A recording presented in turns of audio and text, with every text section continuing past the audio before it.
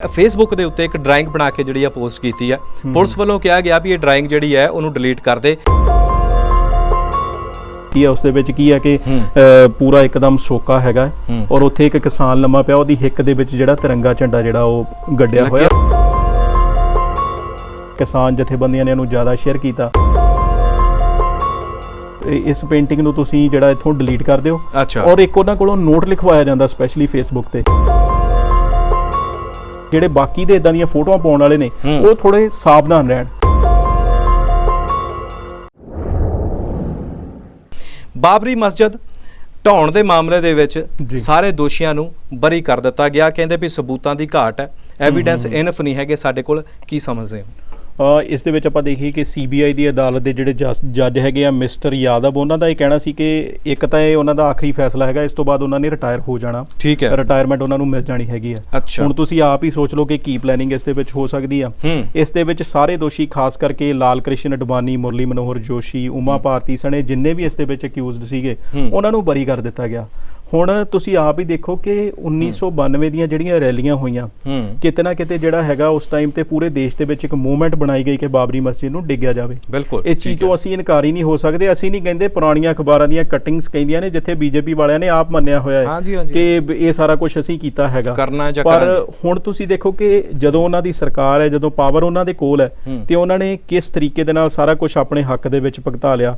ਔਰ ਇਸ ਦੇ ਵਿੱਚ ਜਸਟਿਸ ਗਾਂਗੁਲੀ ਉਹਨਾਂ ਦਾ ਜਿਹੜਾ ਬਿਆਨ ਹੋਇਆ, ਉਹਨਾਂ ਨੇ ਕਿਹਾ ਕਿ ਜੇ ਹੁਣ ਬਾਬਰੀ ਮਸਜਿਦ ਹੁੰਦੀ ਤੇ ਕੀ ਸੁਪਰੀਮ ਕੋਰਟ ਬਾਬਰੀ ਮਸਜਿਦ ਨੂੰ ਢਾਹ ਕੇ ਉੱਥੇ ਰਾਮ ਮੰਦਿਰ ਬਣਾਉਣ ਦੀ ਪਰਮਿਸ਼ਨ ਦਿੰਦੀ? ਜੇ ਸਵਾਲ ਪੈਦਾ ਕਰ ਦਿੱਤਾ। ਸਵਾਲ ਮਤਲਬ ਉਹਨਾਂ ਦਾ ਬੜਾ ਵਾਜਿਬ ਜਿਹਾ ਸਵਾਲ ਹੈ ਕਿ ਜੇ ਮੰਨ ਲਓ ਕਿ ਉਹ ਧੱਕੇ ਨਾਲ ਉਦੋਂ ਨਾ ਢਾਈ ਹੁੰਦੀ ਤੇ ਜੇ ਹੁਣ ਬਾਬਰੀ ਮਸਜਿਦ ਹੁੰਦੀ, ਕੀ ਸੁਪਰੀਮ ਕੋਰਟ ਇਦਾਂ ਕਹਿੰਦੀ ਕਿ ਇਹਨੂੰ ਢਾਹ ਕੇ ਤੁਸੀਂ ਇੱਥੇ ਰਾਮ ਮੰਦਿਰ ਦੀ ਉਸਾਰੀ ਕਰੋ?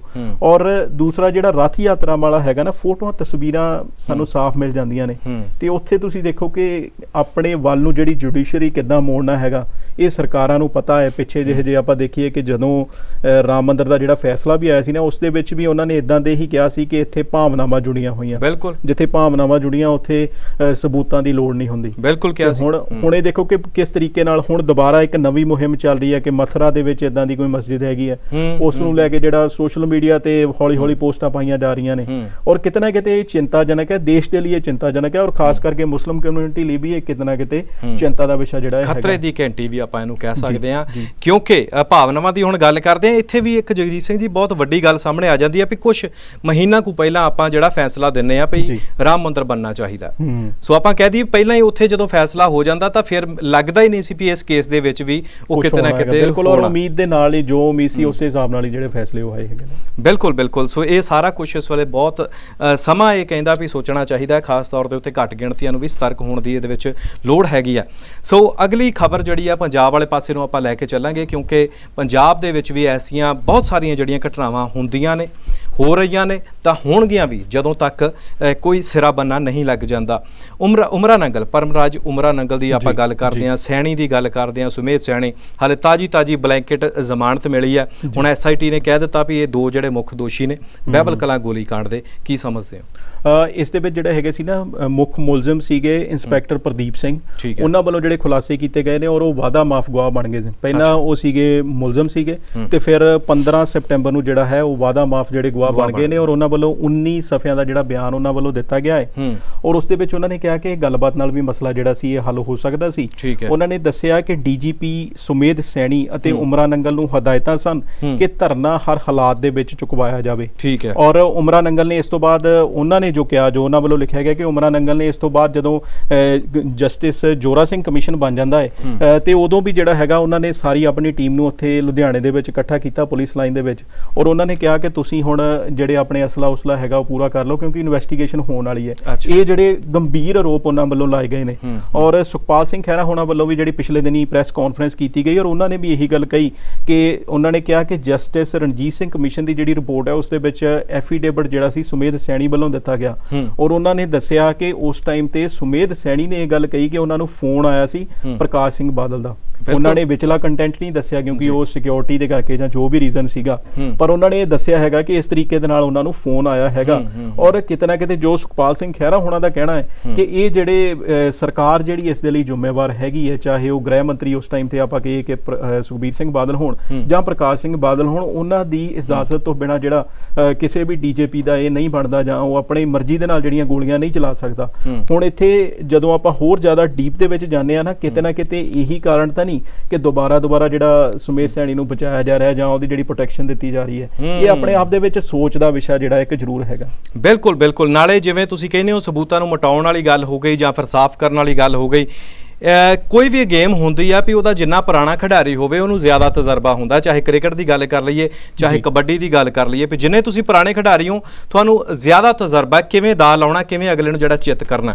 ਸੋ ਇਹ ਲੋਕ ਜਿਹੜੇ ਅਕਿਊਜ਼ਡ ਨੇ ਜਾਂ ਜਿਨ੍ਹਾਂ ਦੇ ਉੱਤੇ ਇਹ ਇਲਜ਼ਾਮ ਲੱਗਦੇ ਨੇ, ਇਹ ਕਿਵੇਂ ਮੁਕੱਦਮਿਆਂ ਦੇ ਵਿੱਚੋਂ ਨਿਕਲਦੇ ਆਏ ਨੇ, ਕਿਵੇਂ ਆਪਣਾ ਸਾਰਾ ਕੁਝ ਉਹ ਕਰਦੇ ਰਹੇ ਨੇ।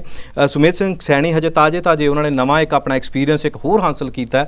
ਉਹਨਾਂ ਨੂੰ ਬਲੈਂਕਟ ਜਿਹੜੀ ਆ ਉਹ ਜ਼ਮਾਨਤ ਮਿਲੀ ਹੈ। ਇਸੇ ਤਰ੍ਹਾਂ ਉਮਰਾ ਨੰਗਲ ਸਾਹਿਬ ਜਿਨ੍ਹਾਂ ਨੂੰ ਪਹਿਲਾਂ ਬਹੁਤ ਮੁਕੱਦਮਿਆਂ ਦੇ ਵਿੱਚ ਉਹ ਵੀ ਜਿਹੜੇ ਕਹੀਏ ਕਿ ਫਸਦੇ ਰਹੇ ਨੇ, ਨਿਕਲਦੇ ਵੀ ਰਹੇ ਆ। ਸੋ ਇੱਕ ਹੋਰ ਮਸਲਾ, ਪਰ ਕੀ ਲੱਗਦਾ ਤੁਹਾਨੂੰ, ਜਿਵੇਂ ਸੁਮੇਧ ਸੈਣੀ ਹਜੇ ਤਾਜ਼ੀ ਐਗਜ਼ਾਮਪਲ ਹੈ ਆਪਣੇ ਕੋਲ, ਕੀ ਸਮਝਦੇ ਹੋ ਕੁਝ ਬਣੂਗਾ ਇਸ ਕੇਸ ਦਾ? ਇਸ ਕੇਸ ਦਾ ਜਦੋਂ ਆਪਾਂ ਦੇਖਿਆ ਸੀ ਕਿ ਇੱਕ ਵਾਰ ਤਾਂ ਲੱਗ ਰਿਹਾ ਸੀ ਜਦੋਂ ਹਾਈ ਕੋਰਟ ਵੱਲੋਂ ਜਦੋਂ ਜ਼ਮਾਨਤ ਰੱਦ ਹੁੰਦੀ ਹੈ, ਔਰ ਜਿਹੜੀ 82 ਪੰਨਿਆਂ ਦੀ ਰਿਪੋਰਟ ਹੈ ਬੜੀ ਇੰਟਰਸਟਿੰਗ ਰਿਪੋਰਟ ਸੀ, ਔਰ ਉਸ ਦੇ ਵਿੱਚ ਉਹਨਾਂ ਨੇ ਇਹ ਗੱਲ ਲਿਖੀ ਸੀ ਕਿ ਇਹ ਜਿੱਦਾਂ ਗਵਾਹਾਂ ਨੂੰ ਜਾਂ ਜੇ ਆਪਾਂ ਕਹੀਏ ਕਿ ਜੱਜਾਂ ਨੂੰ ਧਮਕਾਉਣ ਦੇ ਵਿੱਚ ਮਾਹਰ ਹੈ, ਇਹ ਸਾਰਾ ਕੁਝ ਉਹਨਾਂ ਨੇ ਲਿਖਿਆ ਸੀ।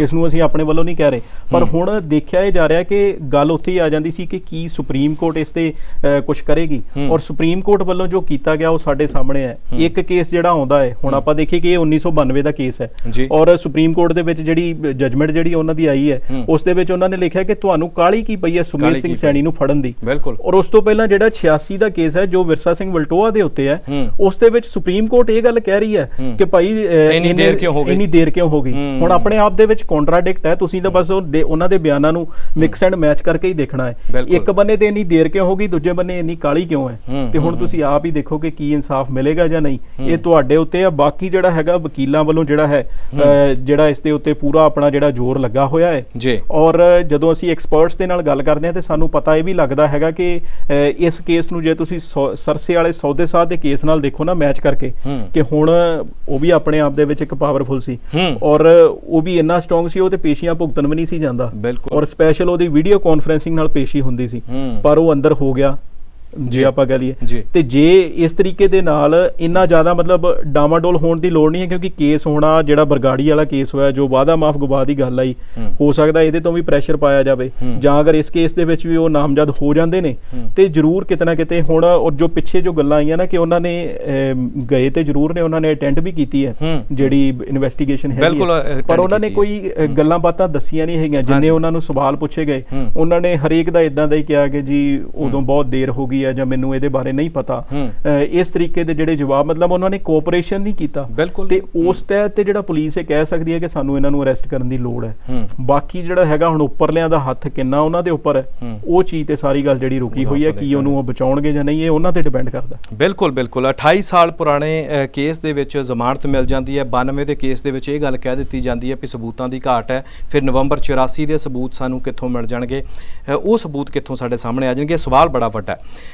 ਜਗਜੀਤ ਸਿੰਘ ਜੀ, ਹੁਣ ਗੱਲ ਜਿਹੜੀ ਇੱਕ ਬੜੀ ਇੰਟਰਸਟਿੰਗ ਵੀ ਆਪਾਂ ਕਹਿ ਸਕਦੇ ਹਾਂ, ਇਹ ਹੋਕਾ ਦਿੱਤਾ ਜਾ ਰਿਹਾ ਸ਼ਾਇਦ ਕਿਸਾਨਾਂ ਦਾ ਧਿਆਨ ਡਾਈਵਰਟ ਕਰਨ ਨੂੰ ਕਿ ਰਿਲਾਇੰਸ ਦੇ ਜਿਹੜੇ ਪੰਪ ਨੇ ਉੱਥੋਂ ਤੇਲ ਨਾ ਪਵਾਓ, ਜੀਓ ਦੀਆਂ ਸਿੰਮਾਂ ਲੈਣੀਆਂ ਬੰਦ ਕਰ ਦਿਓ। ਸੋ ਇਹ ਸਾਰਾ ਕੁਝ ਕਿਹਾ ਜਾ ਰਿਹਾ, ਪਰ ਜਿਹੜੇ ਰਿਲਾਇੰਸ ਦੇ ਪੰਪ ਨੇ ਉਹ ਤਾਂ ਸਾਡੇ ਪੰਜਾਬ ਦੇ ਬਹੁਤ ਸਾਰੇ ਸਰਕਾਰੀ ਆਗੂ ਜਿਹੜੇ ਕਹਿ ਲਈਏ ਰਾਜਨੀਤਿਕ ਲੋਕ, ਉਹਨਾਂ ਦੇ ਕੋਲ ਉਹਨਾਂ ਨੇ ਲਏ ਹੋਏ ਠੇਕੇ ਦੇ ਉੱਤੇ। ਬਿਲਕੁਲ ਦਲਜੀਤ ਸਿੰਘ ਜੀ, ਤੁਸੀਂ ਹੈਰਾਨ ਹੋ ਜਾਓਗੇ ਕਿ ਪੰਜਾਬ ਦੇ ਵਿੱਚ ਜੋ 15 ਪੰਪਾਂ ਦੀ ਸੂਚੀ ਜਿਹੜੀ ਜਾਰੀ ਹੋਈ, ਉਸ ਦੇ ਵਿੱਚ 2 ਪੰਪ ਤੇ ਸੁਖਬੀਰ ਸਿੰਘ ਬਾਦਲ ਕੋਲ ਨੇ, ਜਿਸ ਦੇ ਵਿੱਚ ਮੁਕਤਸਰ ਅਤੇ ਬਠਿੰਡੇ ਵਾਲਾ ਜਿਹੜਾ ਰਿਲਾਇੰਸ ਦੇ ਪੰਪ ਉਹਨਾਂ ਕੋਲ ਹੈਗੇ ਨੇ।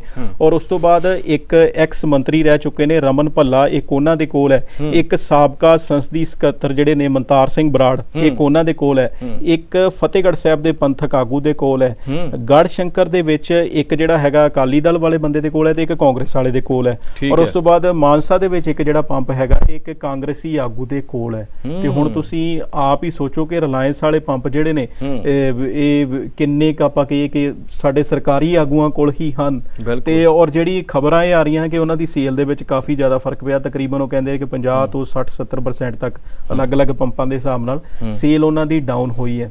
ਤੇ ਬਾਕੀ ਤੁਸੀਂ ਗੱਲ ਕੀਤੀ ਕਿ ਕੀ ਇਹ ਕਿਤੇ ਨਾ ਕਿਤੇ ਮੁਹਿੰਮ ਨੂੰ ਡਾਇਵਰਟ ਕਰਨ ਦੀਆਂ ਗੱਲਾਂ ਆਪਾਂ ਕਹਿ ਸਕਦੇ ਹਾਂ ਕਿ ਜਦੋਂ ਭਾਰਤ ਦੇ ਚਾਈਨਾ ਦੀ ਜਦੋਂ ਜੰਗ ਲੱਗਦੀ ਹੈ ਜਾਂ ਇਦਾਂ ਦਾ ਮਾਹੌਲ ਹੁੰਦਾ ਹੈ ਤੇ ਇਹ ਚੀਜ਼ ਪ੍ਰਚਾਰੀ ਜਾਂਦੀ ਹੈ ਕਿ ਤੁਸੀਂ ਜੀ ਚੀਨ ਦਾ ਸਮਾਨ ਲੈਣਾ ਬੰਦ ਕਰ ਦਿਓ। ਕੀ ਇਹਦੇ ਨਾਲ ਫਰਕ ਪਊਗਾ? ਹੁਣ ਪੂਰੇ ਭਾਰਤ ਦੇ ਵਿੱਚ 1343 ਪੰਪ ਰਿਲਾਇੰਸ ਵਾਲਿਆਂ ਦੇ, ਜੇ ਤੁਸੀਂ 15 ਤੋਂ ਤੇਲ ਨਾ ਵੀ ਪਵਾਓਗੇ ਤੇ ਉਹਨੂੰ ਕੀ ਫਰਕ ਪੈਣ ਲੱਗਾ? ਕਿੰਨਾ ਵੱਡਾ ਭਾਰਤ ਆ, ਕਿੰਨਾ ਵੱਡਾ ਉਹਦਾ ਸਾਈਜ਼ ਆ। ਔਰ ਉਸ ਤੋਂ ਬਾਅਦ ਇਹਨਾਂ ਦਾ ਜਿਹੜਾ ਹੈਗਾ BP ਜਿਹੜਾ ਹੈਗਾ ਉਹਦੇ ਨਾਲ ਵੀ ਇਹਨਾਂ ਦਾ ਕੋਲੀਜ਼ਨ ਹੈ ਔਰ 2000 ਦੇ ਕਰੀਬ ਉਹਨਾਂ ਦੇ ਨਾਲ ਮਿਲ ਕੇ ਜਿਹੜੇ ਪੰਪ ਹੈਗੇ ਜਿਸ ਉਹ ਵੀ ਚਲਾਏ ਜਾ ਰਹੇ ਤੇ ਕੀ ਉਹਨਾਂ ਨੂੰ ਜੇ ਤੁਸੀਂ ਤੇਲ ਨਹੀਂ ਪਾਓਗੇ ਤੇ ਇਹ ਕਿਤੇ ਨਾ ਕਿਤੇ ਨਾ ਛੋਟਾ ਕਰਕੇ ਜਦੋਂ ਆਪਾਂ ਸੰਘਰਸ਼ ਨੂੰ ਦੇਖਦੇ ਆ ਨਾ ਤੇ ਉਹ ਆਪਾਂ ਕਹਿ ਸਕਦੇ ਕਿ ਛੋਟੇ ਦਾਇਰੇ ਚੋਂ ਇਸ ਨੂੰ ਨਾ ਦੇਖਿਆ ਜਾਵੇ, ਜਿਹੜੇ ਨਿਸ਼ਾਨੇ ਨੇ ਉਹ ਵੱਡੇ ਰੱਖੇ ਜਾਣ।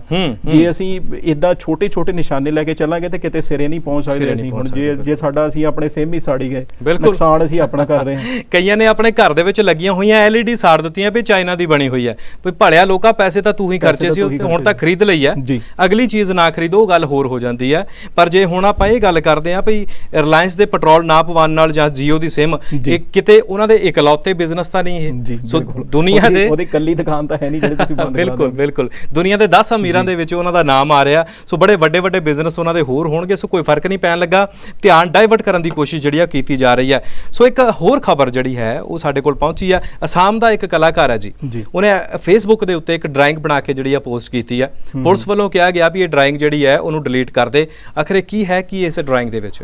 ਬਿਲਕੁਲ ਅਸਾਮ ਦੇ ਵਿੱਚ ਜਿਹੜਾ ਹੈਗਾ ਪ੍ਰੈਂਜਲ ਪੇਂਗ ਨਾਮ ਦਾ ਇੱਕ ਪੇਂਟਿੰਗ ਆਰਟਿਸਟ ਹੈਗਾ ਔਰ ਉਸ ਦੇ ਵੱਲੋਂ 15 ਅਗਸਤ ਤੇ ਡਰਾਇੰਗ ਪਾਈ ਗਈ ਸੀ। ਉਹ ਵੀ ਕੋਈ ਉਹਨੇ ਅੱਜ ਨਹੀਂ ਪਾਈ, ਰੀਸ਼ੇਅਰ ਕੀਤੀ ਹੈ। ਉਸ ਦੇ ਵਿੱਚ ਕੀ ਹੈ ਕਿ ਪੂਰਾ ਇੱਕਦਮ ਸੋਕਾ ਹੈਗਾ ਔਰ ਉੱਥੇ ਇੱਕ ਕਿਸਾਨ ਲੰਮਾ ਪਿਆ, ਉਹਦੀ ਹਿੱਕ ਦੇ ਵਿੱਚ ਜਿਹੜਾ ਤਿਰੰਗਾ ਝੰਡਾ ਜਿਹੜਾ ਉਹ ਗੱਡਿਆ ਹੋਇਆ, ਮਤਲਬ ਇੱਕ ਪੇਂਟਿੰਗ ਹੈ ਔਰ ਉਹਨੂੰ ਕਿਤੇ ਨਾ ਕਿਤੇ ਕਿਸਾਨ ਸੰਘਰਸ਼ ਦੇ ਨਾਲ ਜੋੜਿਆ ਗਿਆ। ਕਿਸਾਨ ਜਥੇਬੰਦੀਆਂ ਨੇ ਉਹਨੂੰ ਜ਼ਿਆਦਾ ਸ਼ੇਅਰ ਕੀਤਾ ਤੇ ਉਹ ਜਿਹੜਾ ਆਪਾਂ ਕਹੀਏ ਨਾ ਕਿ ਮਿਸਟਰ ਪ੍ਰੈਂਜਲ ਪੇਂਗ, ਉਹਦਾ ਕਹਿਣਾ ਇਹ ਹੈ ਕਿ ਮੈਨੂੰ ਉਦੋਂ ਕੋਈ ਨੋਟਿਸ ਨਹੀਂ ਆਇਆ ਤੇ 1 ਮਹੀਨੇ ਬਾਅਦ 24 ਸਤੰਬਰ ਨੂੰ ਉਹਨੂੰ ਜਿਹੜਾ ਨੋਟਿਸ ਆਉਂਦਾ ਹੈ SP ਆਫਿਸ ਤੋਂ ਕਾਲ ਕੀਤੀ ਜਾਂਦੀ ਹੈ ਔਰ ਉਸ ਤੋਂ ਬਾਅਦ 25 ਨੂੰ ਉਹ ਪੇਸ਼ ਹੁੰਦੇ ਨੇ ਔਰ ਉਸ ਤੋਂ ਬਾਅਦ ਉਹਨਾਂ ਨੂੰ ਕਿਹਾ ਜਾਂਦਾ ਕਿ ਇਸ ਪੇਂਟਿੰਗ ਨੂੰ ਤੁਸੀਂ ਜਿਹੜਾ ਇੱਥੋਂ ਡਿਲੀਟ ਕਰ ਦਿਓ। ਔਰ ਇੱਕ ਉਹਨਾਂ ਕੋਲੋਂ ਨੋਟ ਲਿਖਵਾਇਆ ਜਾਂਦਾ ਸਪੈਸ਼ਲੀ ਫੇਸਬੁੱਕ ਤੇ ਕਿ ਮੈਂ ਇਦਾਂ ਪਾਈ ਸੀ ਔਰ ਨੈਸ਼ਨਲ ਫਲੈਗ ਨੂੰ ਮੈਂ ਡਿਸਰਿਸਪੈਕਟ ਕੀਤਾ ਵਾ। ਔਰ ਉਹ ਕਹਿੰਦੇ ਕਿ ਇਸ ਦੇ ਵਿੱਚ ਜਿਹੜੀਆਂ ਨੇ ਇਹ ਗੱਲਾਂ ਨੇ ਕਿ ਉਹਨਾਂ ਨੇ ਕਿਹਾ ਕਿ ਜਿਹੜੇ ਬਾਕੀ ਦੇ ਇਦਾਂ ਦੀਆਂ ਫੋਟੋਆਂ ਪਾਉਣ ਵਾਲੇ ਨੇ ਉਹ ਥੋੜੇ ਸਾਵਧਾਨ ਰਹਿਣ।